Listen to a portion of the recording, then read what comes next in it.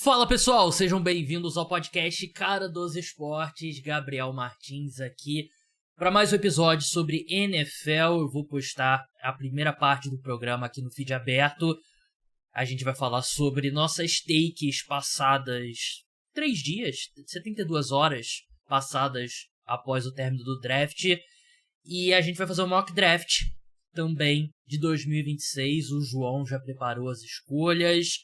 Vamos falar um pouquinho aqui sobre quarterbacks dessa classe nessa parte aberta. Se você quiser escutar o programa todo, se torne apoiador. Se você quiser ler o mock draft, vai estar lá no site também, exclusivo para apoiadores. Se torne apoiador, R$14,90 por mês. E mais do que isso, mais do que ter o conteúdo extra exclusivo, você ajuda a manter o podcast Cara dos Esportes no ar. Vou deixar um teaser aqui também no programa. João, você foi uma das pessoas que foi assistir Vingança dos Sith no cinema esse final de semana? Não fui porque eu estava trabalhando esse final de semana. Trabalhando 2 vezes, né? Verdade. Porque estava trabalhando no meu emprego honesto, Jornada Tribuna, e estava acontecendo o draft. Então foi um final de semana corrido. Não consegui ver, mas excelente filme que eu assisti. Eu estava assistindo na televisão, no Disney Plus. Terminei um pouco antes da gente começar a gravar. E eu esbocei aqui a minha lista, meus filmes do Star Wars, né? E no final do programa eu vou passar pra vocês, porque eu sei que a minha lista é polêmica e sei que o João vai ficar extremamente puto. Feito o teaser, vamos seguir pro primeiro tópico.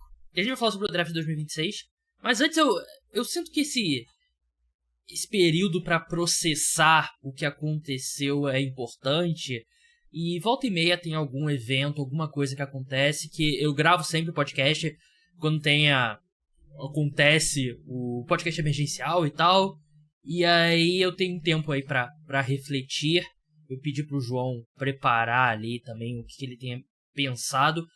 2 pontos que eu vou iniciar aqui. E são 2 pontos que a gente passou no podcast. Um foi o João, um foi meu. E o outro foi que a gente falou bastante. Eu continuo gostando bastante da escolha do Shedeur Sanders pelo Cleveland Browns. E eu tenho visto... Quem critica é muito mais a questão de por que você vai selecionar o Dillon Gabriel e tal. E a reação do Kevin Stefanski e do Andrew Berry na sala lá das escolhas e tal. Mas é algo que eu me senti... Eu tinha uma opinião forte quando aconteceu ali, tanto que eu defendi bastante. E eu continuo acreditando nisso. Eu continuo acreditando que é uma excelente escolha. Eu acho que a escolha do Dillon Gabriel foi péssima. Mas...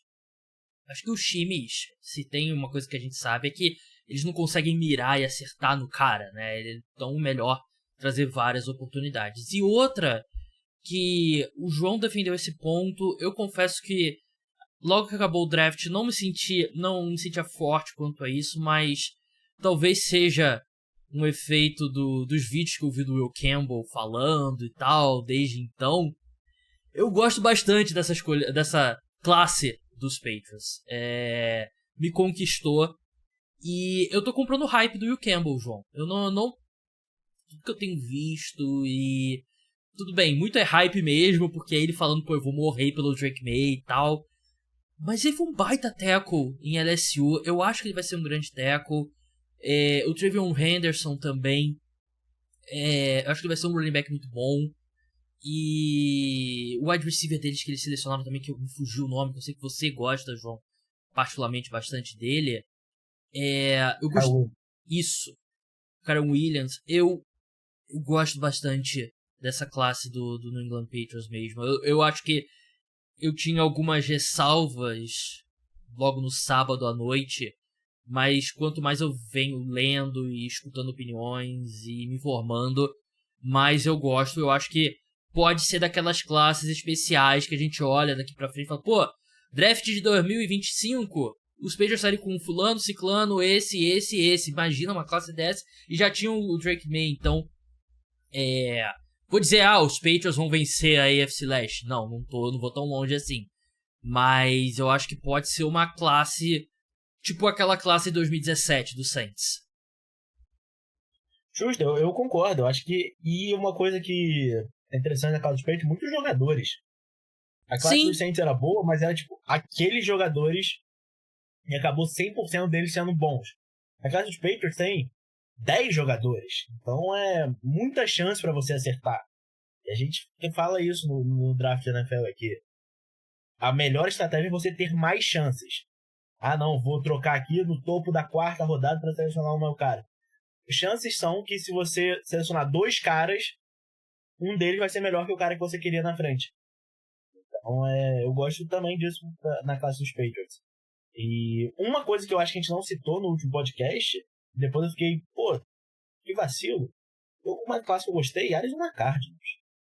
E único e exclusivamente por você conseguir o Will Johnson na 2ª rodada. Que pra mim não era, o Will Johnson é um cara de primeira rodada. Will Johnson, saudável, 5º melhor jogador dessa classe. E eu acho que eu tô sendo injusto com ele ainda, porque se a grande questão vai ser o joelho mesmo. Se o joelho dele for sustentável na NFL, e de novo, não é uma questão que ele estava machucado no último ano em Michigan, mas ele não perdeu muitos jogos por causa do joelho. Então, até o momento não foi uma questão. Mas eu gosto bastante dessa escolha para a Arizona Cardinals. E você ainda tem o Walter Nolan na primeira rodada, um dos melhores defensive tackles dessa classe. Eu acho que tem tudo para sair com 2 jogadores excelentes nesse draft. Eu tava olhando aqui, são 2 jogadores que estavam no top 20 do Consensus Board, né? Que é aquela board que bota todos os rankings e aí soma e tira a média, né? O Will Johnson, que caiu bastante conforme o processo foi passando, ainda assim ele terminou 13º na Consensus Board, e o Walter Nolan foi o 20º, né? E eu acho que são 2 caras, por exemplo, 2 caras que podem ganhar calor defensivo do ano. Eu acho que não seria nenhuma surpresa se um dos 2 vencessem. Então eu concordo com a sua take sobre o Arizona Cardinals. E rapidinho, a classe de 2017 do New Orleans Saints, pra quem não lembra, né, quem não torce pro time ou quem não acompanhava a NFL na época, Marshawn Lattimore tem sido, sei lá, um quarterback top 10 desde então. Ryan Runchek, que se aposentou agora, mas foi um excelente right tackle enquanto estava saudável. Marcus Williams, excelente safety também por bastante tempo, acabou sofrendo uma lesão séria. Alvin Kamara, um dos melhores running backs dessa era. Alex Anzalone, um bom linebacker, né? Um cara que tem sido... E é talvez de longe o pior jogador da classe. E ele tem jogado muito bem pelo Lions, né? E tem também o Trey Hendrickson, apenas, escolha de 3ª rodada da equipe, que é um dos melhores edge rushers da NFL desde então. E é um cara que ele sai do Saints, a gente... acho que ele vai receber um contrato maior do que ele deveria. Ele correspondeu... Ele sai bom do Saints e vira excelente nos Bengals. Exatamente. E o Al-Quadin Mohamed, né, que esse eu acho que de todos é o mais fraco da classe. Mas eles com 1, 2, 3, 4, 5, 6, 7 escolhas, eles saíram com 6 jogadores. Com 6 jogadores titulares de bom nível, né? 5 que foram pelo menos Pro Bowlers na carreira dele, que é um completo absurdo, né? Então uma classe sensacional do Saints, e eu acho que o Patriots tem potencial pra isso. Claro que isso aqui é um extremo muito absurdo, né? Uma das maiores classes de todos os tempos, mas acho que o Will Campbell pode ser um cara de Pro Bowl ou Pro. Travion Henderson, idem. Kyle Williams, também existe um mundo que ele vai pro Bowl. Jared Wilson como center, eu acho que é um cara que também pode chegar lá, né? Então é muita gente ali que os Patriots trouxeram que tem potencial. Mais alguma take, João? O draft dos Patriots, ele meio que desandou o draft dos Jets, né? Sim. Porque os Jets, eles chamaram 2 wide receivers pra visita top 30. Um era o Kyle Williams, e eu tenho quase certeza absoluta que os Jets selecionaram o Kyle Williams com a escolha de 3ª rodada, mas os Patriots selecionaram ele 3 escolhas antes, o que forçou os Jets a selecionar o outro wide receiver que eles chamaram pra visita top 30, que foi o Aaron Smith na 4ª rodada, que ali desandou tudo, que é um jogador que, na minha opinião, não tinha que nem ser draftado, e foi uma escolha de 4ª rodada. Então os Patriots tiveram valor em todas as escolhas, na minha visão, que os Jets não fizeram. Mais alguma take ou podemos passar pro draft de 2026? Podemos passar. A gente vai entrar nas escolhas aqui, mas antes eu queria falar sobre a classe de quarterbacks em geral, antes da gente se despedir do pessoal do feed aberto. 6 quarterbacks, João. E você coloca como primeiro, alerta de spoiler, Art Manning, né? Quarterback da Universidade do Texas, neto do Art Manning, que foi um grande quarterback no New Orleans Saints, sobrinho do Peyton Manning, sobrinho do Eli, ele é filho do Cooper Manning, né? Que quem assistiu o documentário Book of Manning, né? Que é sobre a família, sabe que é aquele cara que teve um problema no pescoço, que não pôde continuar a carreira.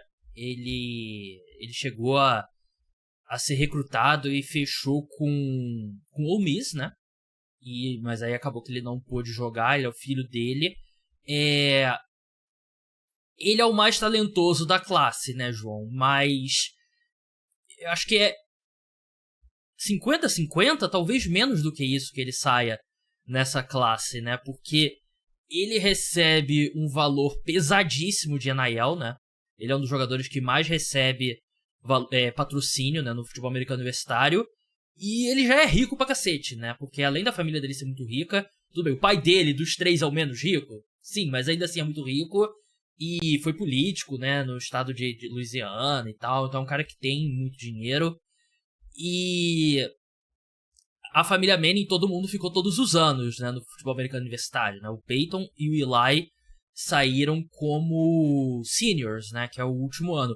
E o Art, ele poderia ficar 2026 e 27 ainda no futebol americano universitário. Aqui teria que ser um cenário que ele tem um ano espetacular, vence o Heisman, e aí ele resolve, pra que eu vou esperar, vou entrar logo, né? Mas acho que a principal discussão não é nem se ele vai ser a primeira escolha geral. Porque eu acho que ele só entraria no draft se ele fosse indiscutivelmente a primeira escolha geral, o que eu acho que é bem possível de acontecer. Sim, eu acho que de todos os quarterbacks dessa classe, e como você falou, tem 6 na primeira rodada, o Art é até engraçado a gente falar isso, que eu boto ele como primeira escolha geral, mas ele é o que é o mais projeto. O Art não tem 1000 jardas passadas na carreira dele universitária ainda. Sim. Então tem 2 jogos como titular contra 2 times horríveis. Então ainda você bancar naquilo. Pô, eu acho que esse menino vai ser o que a gente acha que ele vai ser desde que ele saiu do colégio. Eu achei que você ia falar, desde que ele saiu da barriga da mãe dele, né? Que eu achei que você ia falar. Não é um eufemismo falar isso também, não. Porque, de novo, ele vem sendo pintado, arte, como a mistura de Peyton e Eli com atleticismo. Com o atleticismo do pai dele, né? Que era wide receiver, não era quarterback. Então, vem sendo pintado ele como o maior prospecto de todos os tempos. E diferente de outros grandes prospectos, como Andrew Luck, como Trevor Lawrence, ele não mostrou ainda no college flashes, com certeza, momentos, tudo, mas não foi titular em nenhum momento. 2 jogos como titular, quando o Quinn Ewers estava machucado. O Trevor Lawrence, ele virou a primeira escolha geral no momento que ele ganhou a final de Alabama como calor. Daquele momento que o Trevor Lawrence não jogasse mais nenhum snap de college football, ele seria a primeira escolha geral. O Andrew Luck, ele seria a escolha primeira geral em 2 drafts. O Art Manning, ele não teve esse momento de fincar a bandeira dele e falou assim, eu tô nessa conversa. Mas eu acho que é uma particularidade do que foi esses últimos anos da Universidade do Texas, né? Porque eles começam o processo do recrutamento do Art, eles não sabiam que eles iam conseguir o Quinn Ewers, né? Não sabiam que o Quinn Ewers ia se transferir, né, de Ohio State para Texas, né? E o Quinn Ewers, a gente já falou aqui, era um cara muito cotado saindo do ensino médio, né? E aí a questão, e eu tenho, assim, não tenho essa informação, obviamente, mas eu tenho a convicção de que o Quinn Ewers voltou pro time titular porque o Steve Sarkisian deve ter prometido a ele, você vai ser o nosso quarterback titular a temporada inteira, porque chegou um determinado momento que o Art parecia a melhor opção. O que ele fazia, principalmente como corredor, era bem superior ao que o Quinn Ewers conseguia fazer, né? E eu até acho que foi um erro ele não ter entrado ali nos momentos mais importantes nos playoffs, porque eu acho que ele poderia ter trazido ali uma energia pro time. Então, tudo bem, ele não jogou como como calouro, né? Como esses quarterbacks que você falou. Mas acho que é uma particularidade, né? E eu acho que se um ano dentro do esperado com o Arch Manning, ele vai ser um dos melhores quarterbacks do futebol americano universitário e vai brigar pelo Heisman, né? Ou pelo prêmio de melhor jogador. E aí ele seria a primeira escolha geral do draft. Aí, por conta de tudo que a gente já tem dele antes. Aí vai ser a decisão dele. Sim, mas, de novo, ainda assim isso é projeção. Sim, é projeção. Tudo aqui é projeção. Tudo que a gente vai falar aqui é projeção. Não, sim, mas os outros quarterbacks, Joe Waller, Kate Club, já mostraram. Falaram assim, ó, se o Joe Waller se machucar hoje e não for nenhuma lesão relatória à carreira dele, nada disso, eu acredito que ele vai ser uma escolha de primeira rodada ano que vem. Se o Arch Manning se machucar hoje e não jogar a temporada, ele não vai ser escolhido no draft. O Drew Waller poderia ter sido, até avançando, né? Drew Waller, ele poderia ter sido uma escolha alta já esse ano, né, no draft. Sim, poderia. Então, é isso que eu quero dizer, tipo. E a questão do Arch eu entendo tudo isso, e eu concordo. Eu acho que tinha ali um acordo com o Quinn Ewers, que, de novo, a ida do Quinn Ewers para Texas, embora ele não virou o quarterback que a gente esperava, é um grande feito pro programa de Texas que estava em recaída. Que há muito tempo se falava, Texas está voltando, e não conseguia voltar de fato. Então, no momento que o Quinn Ewers decide sair de Ohio State e vai para Texas, uma grande chancela. Falou assim, agora Texas voltou. Agora o quarterback que é aqui de Texas, o maior recruta da classe, quer vir jogar aqui. Então, acho que até por causa disso ele teve ali uma margem um pouco maior na titularidade. Mas, ainda assim, se o Arch fosse indiscutível, ele teria ganhado a titularidade. Eu acho que tem um pouco disso, mas o indiscutível se ele é tão indiscutível assim, alguém teria pagado mais pra ele sair de Texas, então. Porque ele já tá há 2 anos no banco. Cara, eu acho que... Assim, é porque o Quinn Ewers é um quarterback muito bom também, né? No futebol americano universitário. Então... Sim. Pô, e levou Texas 2 vezes até a semifinal do college football.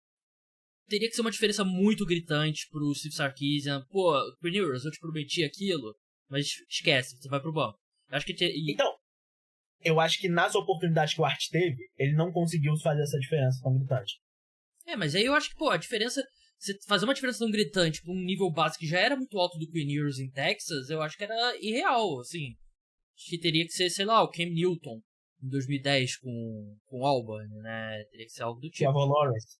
O Trevor Lawrence ganha na marra a posição de quarterback de Clemson. Justo.